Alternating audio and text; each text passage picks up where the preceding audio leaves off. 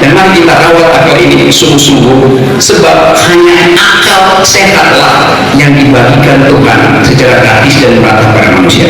Tadi teman saya Kode menyampaikan pada saya satu ayat di dalam Al-Quran, surat Al-Baqarah ayat 269, yang mengatakan bahwa Tuhan memberi akal sehat pada mereka yang terpilih. Tuhan memberi akal sehat dan tidak mungkin ditolak kecuali oleh orang yang tidak ingin berpikir. Jadi dari teks itu kita bisa kasih interpretasi hermeneutis terhadap soal itu. Kita bisa katakan bahwa semua orang bisa mengartikan sesuatu yang diucapkan demi kemaslahatan manusia. Kita bahkan bisa berdebat di wilayah muamalah, ayat-ayat sosiologis, karena itu tumbuh. Tentu kita tidak berdebat di wilayah akidah, di alam pikiran vertikal yang merupakan keyakinan iman. Tetapi di dalam wilayah sosiologi kita memerlukan tafsir yang lebih mampu untuk menghasilkan keadilan.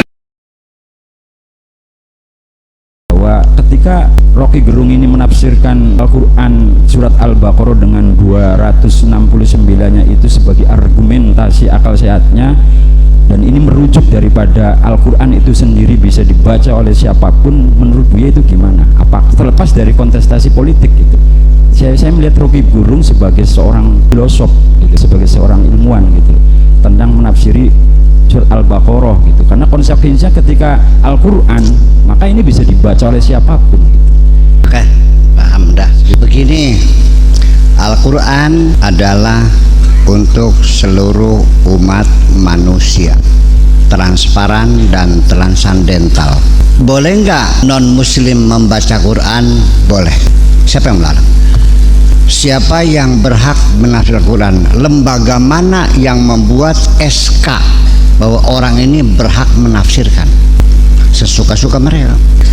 Para mufassirin itu, apakah Said Qutb, apakah As-Sabuni, apakah Quraish Shihab, apakah Hamka, apakah Al-Maroghi, itu tanpa SK, bekerja sendiri. Dan Nabi Muhammad tidak pernah menafsirkan Al-Quran. Tidak ada tafsir Nabi. Nabi hanya menjawab kalau ada yang bertanya tentang lafaz ini maknanya apa, itu aja. Ketika mereka menulis Al-Quran, terjadilah penafsiran itu berbeda-beda. Kenapa? Kalau orang ini ideologinya Mu'tazilah, maka penafsirannya versi Mu'tazilah. Syiah, maka penafsirannya versi, kalau Ahli Sunnah wal Jamaah, dan seterusnya dan seterusnya. Al-Quran ditafsirkan pada zaman berbeda, hasilnya akan berbeda. Lalu di mana ada batasan orang tidak boleh menafsirkan?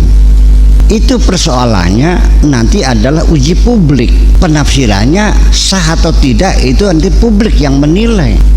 Yang menerima Imam Syafi'i sebagai mazhab itu tidak ada organisasi negara manapun yang memaksakan harus bermazhab Syafi'i.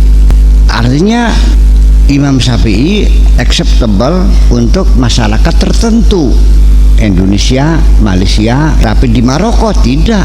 Dia memilih Maliki, yang ini memiliki mazhab Hambali, dan terbagi semua itu secara berbeda-beda. Dan itu pun hasil kajian mereka tidak menjadi keputusan mengikat, sifatnya normatif karena belum menjadi undang-undang.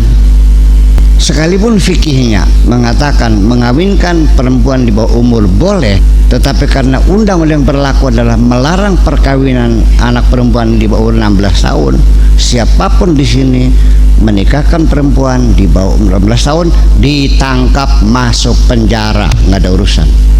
Sekalipun Syafi'i membolehkan. Itu ayatnya waman utiyal hikmata faqad utiya khairan katsira. Itu maknanya ya kira-kira memang seperti itu, kira seperti itu. Hikmah itu ya berpikir akal. Kalau orang dikasih kecerdasan berpikir sehat, laqad utiya khairan katsira, dia punya kebaikan yang besar sekali.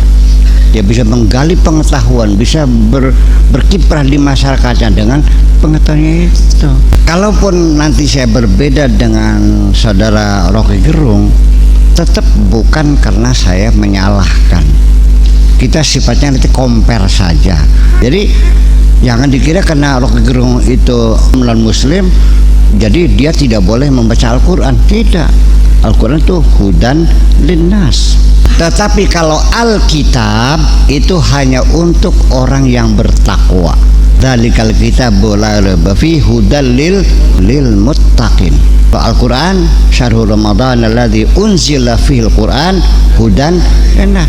Jadi orang tidak percaya baca Quran. Baca apa tuh? Ya baca Quran.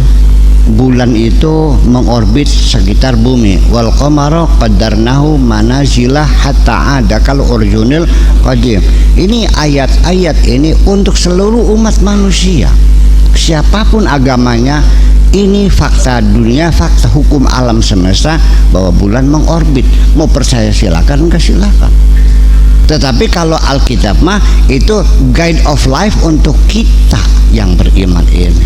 Ya, jadi pertanyaan bahwa yang dijamin oleh Allah keutuhannya apa sesungguhnya?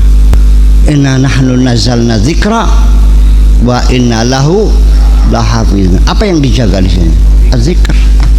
Nah, kita umat Islam di Indonesia pada umumnya tidak tahu bedanya mushaf dengan Al-Furqan, dengan Az-Zikr, dengan Al-Quran dan Alkitab. Semuanya sama. Kita di sini ada penyederhanaan pemikiran. Di sana ada mandub, nafilah, mustahabbah, sunnah. Kita di sini sunnah. Di sana ada makruh tahrim, makruh tanzih. Kita di sini hanya makruh saja. Di sana ada fardu, ada wajib. Kita ya wajib saja. Penyederhanaan inilah yang menyebabkan kita jadi kurang mendetail dalam berpikir.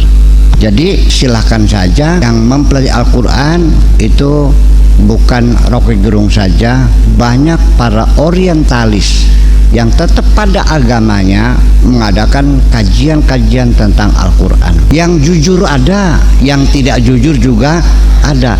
Yang tidak jujur ketangguhan akhirnya mah. Tapi kalau dia jujur dan benar, saya baca, saya akui orang ini hebat, bagus.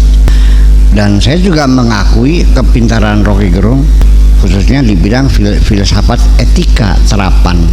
Itu dia memang ahlinya. Beliau adalah pandai berpikir. Apakah berpikir beliau sehat? Saya mengatakan sampai sementara ini dia berpikir sehat. Artinya apa sih itu? Selagi Anda masih bisa mengemukakan argumentasi, Anda masih berpikir sehat. Kalau Anda sudah tidak mampu berargumen tapi masih ngotot, nah itu nggak sehat namanya. Itu salahnya. Pokoknya itu udah nggak sehat itu. Ya kalau sudah pokoknya kita nggak usah berdebat dong. Ngapain? Itu persoalannya. Jadi kita nggak usah menyalahkan Rocky Gerung, ya kan gitu. Apapun, tetapi ayat Al-Hikmah di situ sendiri adalah kita kurang perbendaharaan. Kita belajar ilmu hikmah. Hikmah siapa? Ya bingung kan? Ya karena nggak tahu mana hikmah itu apa. Filsafat apa bahasa Arabnya? Hikmah. Bikin jimat, dokter, hakim, filosof, hakim zamannya hukama. Aristo al-Hakim itu filosof Aristoteles. Paman util hikmah ya. Barang siapa dikasih hikmah, kasih artinya hikmah itu berpikir cerdas, filosofis. Ya berarti dia mendapatkan banyak kebaikan-kebaikan.